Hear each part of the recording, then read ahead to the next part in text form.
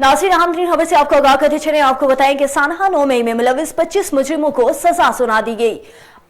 सानहा 9 मई में मुलविस 25 मुजरिमों को सजा सुना दी गई। एक दफा फिर से आपको आगाह करते चले कि सानहा 9 मई में मुलविस 25 मुजरिमों को सजा सुना दी गई। ISPR ने बताया है कि सानहा 9 मई में मुलविस मुजरिमों को सुना दी गई। पाक फौज के शोबा ताल्लुकात आमा ISPR के मुताबिक सानहा 9 मई में मुलविस मुजरिमान को फौजी अदालतों की जानिब से सजाएं सुनाई गई हैं और इनमें 25 मुजरिमान शामिल हैं। ISPR के मुताबिक जना हाउस हमले में मुलविस जनान मोहम्मद खान को 10 साल, मोहम्मद इमरान महबूब को भी 10 साल कैद की सजा सुना दी गई, जबकि GHQ हमले में मुलविस राजा मोहम्मद एहसान को भी 10 साल कैद की सजा सुनाई गई। ISPR का कहना है कि 9 मई 2023 को कौम ने सियासी तौर पर भड़काए गए इश्तियाल अंगेज तशद्दुद और जलाओ घेराव के अफसोसनाक वाक़े देखे।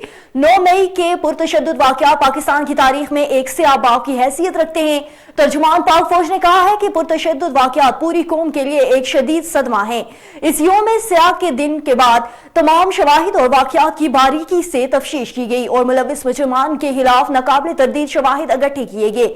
ISPR के मुताबिक कुछ मुकदमात कानून के मुताबिक फेड जर्नल कोर्ट में मार्शल के लिए भिजवाए गए, जहां मुनासिब कानूनी कार्रवाई के बाद इन मुकदमात का ट्रायल हुआ। 13 दिसंबर 2024 को सुप्रीम कोर्ट ऑफ पाकिस्तान के 7 रुकनी आईनी बेंच ने जेरुल तवा मुकदमात के फैसले सुनाकर हुक्म सादिर कर दिया। ISPR के मुताबिक फेड जर्नल कोर्ट मार्शल ने पहले मरहले में 25 मुल्जिमान को सजाएं सुनाई हैं।